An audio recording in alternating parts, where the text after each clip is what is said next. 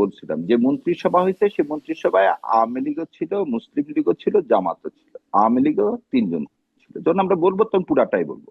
প্রথম কথা হলো, যুদ্ধ অপরাধী দল হিসেবে যদি বিচার করতে হয় তাহলে জামাত বিএনপি দুটাকে বিচার করতে হবে। একটা জিনিস শুনে, ব্রিটিশ 200 বছর শাসন করতেছে, এই 200 বছরে নবাব সিরাজউদ্দৌলাকে দেখানো হয়েছে নারী লিলিপ্স এবং একটা ছোট বাচ্চা যে কোনো কিছু বোঝেনি, যে স্বাধীনতাকে রক্ষা করেনি, মানুষকে চুষে খাইছে। 200 বছর পর নতুন ইতিহাস কি জানছি? নবাব সিরাজউদ্দৌলা সেদিন পলাশির প্রান্তরে বাংলার সূর্য অস্তমিত হয়েছে কাদের জন্য? মীর জাফরদের জন্য। তো সত্য 200 বছর পর জানা গেল না? 200 বছর পর জানা গেল কিনা? তো আপনি যখন সত্যকে জানবেন, আমি যখন রেফারেন্স দিয়ে দিয়ে যখন বলি, আমি তো আমার কথা বলে ভাই বললেন না ন্যারেটিভ তৈরি করি, ন্যারেটিভ তৈরি করি না। যেটা যেখানে দিয়ে ধরে নেন বদরুদ্দিন ওমর কি তাহলে যে কথাগুলো আওয়ামী আগে লীগ শেষ তো করে। গেল, আওয়ামী না লীগ, না না, বিএনপি, জাতীয় পার্টি, এনসিপি, বাম দল, আপনাদের সঙ্গী ডান যারা ছিল তারাও সবাই আমার মিথ্যা সঙ্গীত কথাই বলছিল। না না না না, এখানে সত্য মিথ্যার মধ্যে এনেন না, তাহলে তিক্ততা হবে। কথাটাকে এইভাবে নিতে হবে যে তারা যে মিথ্যা সেটা জেনে শুনে ভারতের তাবেদারি করার জন্য, আমার দেশটাকে হায়দ্রাবাদ করার জন্য একটা মিথ্যা ন্যারেটিভ দাঁড় করিয়ে রেখেছিল। সেই ন্যারেটিভকেই যে কখনো সময় আসবে ধাক্কা দিয়ে ফেলে দেওয়া। 71 সালে আমি প্রকৃত স্বাধীনতা পাইনি। 75 সালের 24শে জানুয়ারির মাধ্যমে, 4th অ্যামেন্ডমেন্টের মাধ্যমে বাংলাদেশ নামক রাষ্ট্রটাকে হত্যা করা হয়েছে। এবং এটাকে যদি কেউ অস্বীকার করে তাহলে সে বাংলাদেশকে অস্বীকার করে। এটা আমার পার্সপেক্টিভ, এটা আমার একান্ত মতামত। যেমন আমি বলতেছি, ভাই যেমন মতামত দিতে পারে, আমিও তো মতামত দিতে পারি, তাই না? তো আমার কাছে মনে হয় যদি জামাতের বিচার হতে হয় যুদ্ধ অপরাধী হিসাবে, জামাতকে যদি যুদ্ধ অপরাধী বলেন তাহলে বিএনপিও যুদ্ধ অপরাধী। তাহলে বিচার করলে দুটা দলকে বিচার করতে হবে। এবার আসি আপনার নারীর ডক্টরেট দেওয়া হয়, এবং ওনার মতো মানুষ যখন বলে যে আমার যুদ্ধ অপরাধী দল, যখন সর্বোচ্চ আদালত বলে ইটস এ জুডিশিয়াল কিলিং, তারপর উনি যখন বলেন যুদ্ধ অপরাধী দল, তখন মনে হবে উনি আমাকে আমি শেষ করে আপনার সময় বলতে, আপনি তো আমাকে বলার সুযোগ দেন ভাই। অত প্রজ্ঞাবান হয়তো না। 71 থেকে আজ পর্যন্ত আমি যেমন সেদিন এর মধ্যে বলছিলাম যে মন্ত্রিসভা হয়েছে, সে মন্ত্রিসভায় আওয়ামী লীগও ছিল, মুসলিম লীগও ছিল, জামাতও ছিল। আওয়ামী লীগও তিনজন ছিল। যখন আমরা বলবো তখন পুরাটাই বলবো। প্রথম কথা হলো, যুদ্ধ অপরাধী দল হিসেবে যদি বিচার করতে হয় তাহলে জামাত বিএনপি দুটাকে বিচার করতে হবে। কারণ বিএনপি মধ্যে ডক্টর আলিম সাহেবের বোধহয় বিচার হয়েছে, ভাই তো জানে। শাহ আজিজুর রহমান থেকে শুরু করে যাদের যাদের বিচার হয়েছে তাদেরকে প্রধানমন্ত্রী বানানো হয়েছিল কে? এই বিএনপি। তাহলে বিএনপির সৃষ্টিটা মুসলিম লীগ থেকে, যারা এদেশের স্বাধীনতা কোনোভাবে চায়নি। জামাত ইসলাম তো তাও স্বায়ত্ত শাসন চাইছে, ওনারা স্বাধীনতায় চায়নি।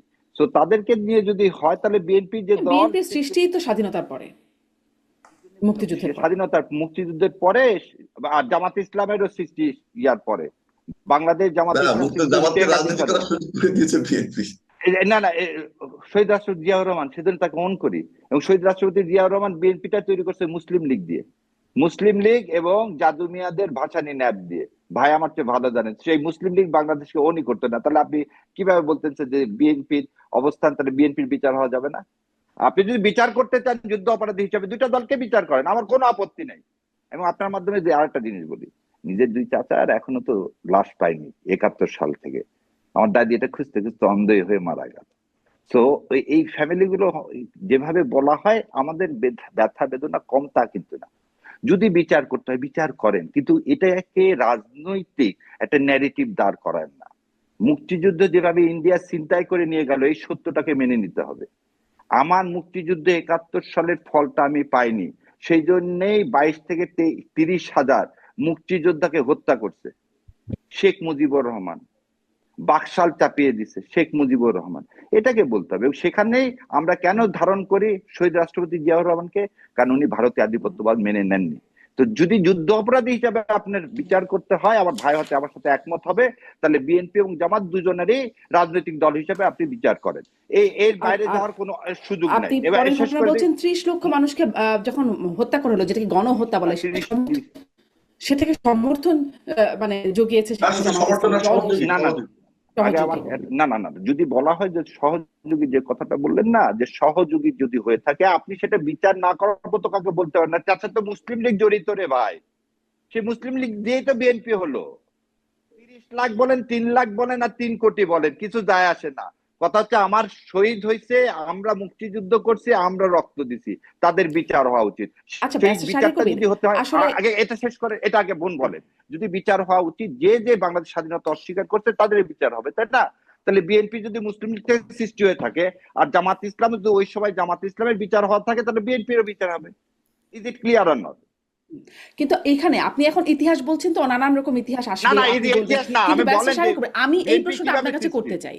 আপনি আপনার কাছে এটা করতে চাই যে ধরেন দেশের আওয়ামী লীগ তো পতিত চলে গেছে, তারা আওয়ামী লীগ বলেন, বিএনপি বলেন, জাতীয় পার্টি বলেন, বাম দল বলেন, আপনাদের সঙ্গী এনসিপি বলেন, সবাই মানে ইতিহাসের কথা ভুলে যাই, সবাই যারা মুক্তিযোদ্ধা ছিলেন, এখন অবশ্য দুজন মুক্তিযোদ্ধা আপনাদের দলে একটু ভিন্ন কথা বলেন, কিন্তু তাদেরও অতীত কথাগুলো শোনেন, সবাই একই সুরে বলেন যে জামাত ইসলামের অতীত ভূমিকা বা ৭১-এর ভূমিকা নিয়ে একই রকম কথা বলেন। এখন আসলে আপনারা ভিন্ন রকম কথা বলে মানে সবাই যা বলছে সেটা চেঞ্জ করে দিতে পারবেন বা মানুষের মনস্তত্ত্ব? কথা হচ্ছে যে একটা জিনিস শুনে, ব্রিটিশ 200 বছর শাসন করছে, এই 200 বছরে নবাব সিরাজউদ্দৌলাকে দেখানো হয়েছে নারী লিলিপ্স এবং একটা ছোট বাচ্চা যে কোনো কিছু বোঝেনি, যে স্বাধীনতাকে রক্ষা করেনি, মানুষকে চুষে খাইছে। 200 বছর পর নতুন ইতিহাস কি জানছি? নবাব সিরাজউদ্দৌলা সেদিন পলাশীর প্রান্তরে বাংলার সূর্য অস্তমিত হয়েছে কাদের জন্য? মীর জাফরদের জন্য। তো সত্য 200 বছর পর জানা গেল না? 200 বছর পর জানা গেল কিনা? তো আপনি যখন সত্যকে জানবেন, আমি যখন রেফারেন্স দিয়ে দিয়ে যখন বলি, আমি তো আমার কথা বলে হয়েছে, ভাই বললেন না ন্যারেটিভ তৈরি করি, ন্যারেটিভ তৈরি করি না। যেটা যেখানে যে ধরে নেন বদরুদ্দিন ওমর কি তাহলে যে কথাগুলো আগে আওয়ামী লীগ শেষ তো করি। গেল, আওয়ামী না লীগ, না না, বিএনপি, জাতীয় পার্টি, এনসিপি, বাম দল, আপনাদের সঙ্গী ডান যারা ছিল তারাও সবাই আমার মিথ্যা সঙ্গীত কথাই বলছিল। না না না না, এখানে সত্য মিথ্যার মধ্যে এনেন না, তাহলে তিক্ততা হবে। কথাটাকে এইভাবে নিতে হবে যে তারা যে মিথ্যা সেটা জেনে শুনে ভারতের তাবেদারি করার জন্য, আমার দেশটাকে হায়দ্রাবাদ করার জন্য একটা মিথ্যা ন্যারেটিভ দাঁড় করিয়ে রেখেছিল। সেই ন্যারেটিভকেই যে কখনো সময় আসবে ধাক্কা দিয়ে ফেলে দেওয়া। ৭১ সালে আমি প্রকৃত স্বাধীনতা পাইনি, ৭৫ সালের ২৪শে জানুয়ারির মাধ্যমে, 4th অ্যামেন্ডমেন্টের মাধ্যমে বাংলাদেশ নামক রাষ্ট্রটাকে হত্যা করা হয়েছে। এবং এটাকে যদি কেউ অস্বীকার করে তাহলে সে বাংলাদেশকে অস্বীকার করে। এটা আমার পার্সপেক্টিভ, এটা আমার একান্ত মতামত। যেমন আমি বলতেছি, ভাই যেমন মতামত দিতে পারে, আমিও তো মতামত দিতে পারি, তাই না? তো আমার কাছে মনে হয় যদি জামাতের বিচার হতে হয় যুদ্ধ অপরাধী হিসাবে, জামাতকে যদি যুদ্ধ অপরাধী বলেন তাহলে বিএনপিও যুদ্ধ অপরাধী। তাহলে বিচার করলে দুটা দলকে বিচার করতে হবে। এবার আসি আপনার নারী একটু কথা একটু